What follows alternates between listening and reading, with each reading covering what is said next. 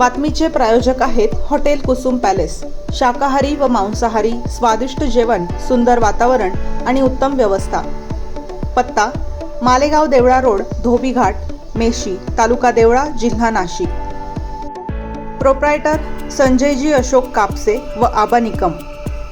संपर्क 9975 14 92 05 89 99 50 87 99। ओझर येथील संभाजी चौक परिसरात एका तरुणाचा खून झाल्याची धक्कादायक घटना उघडकीस आली आहे। कमोद फोटो स्टुडिओ समोर असलेल्या एका घरात तरुणाचा मृतदेह आढळून आला आहे। मृत तरुणाचे नाव विनोद विष्णू शेंद्रे, वय 34 असे आहे। तो मूळचा यवतमाळ जिल्ह्यातील कळंब गावाचा रहिवासी असल्याची माहिती मिळत आहे।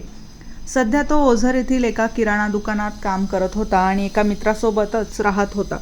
मिळालेल्या माहितीनुसार मृतदेहाच्या मानेवर गळा आवळल्याच्या खुणा आढळून आल्या आहेत।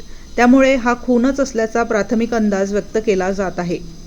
घटना घडल्यानंतर त्याच्यासोबत राहणारा मित्र फरार झाला असून पोलिसांना त्याच्यावर संशय आहे। घटनेची माहिती मिळताच ओझर पोलीस ठाण्याचे पोलीस अधिकारी महेश कुलकर्णी यांच्यासह पोलीस पथकाने तात्काळ घटनास्थळी धाव घेतली। पंचनामा करून मृतदेह शवविच्छेदनासाठी पाठवण्यात आला असून या प्रकरणी ओझर पोलीस ठाण्यात गुन्हा दाखल करण्याची प्रक्रिया सुरू आहे। फरार मित्राचा शोध पोलीस घेत आहेत।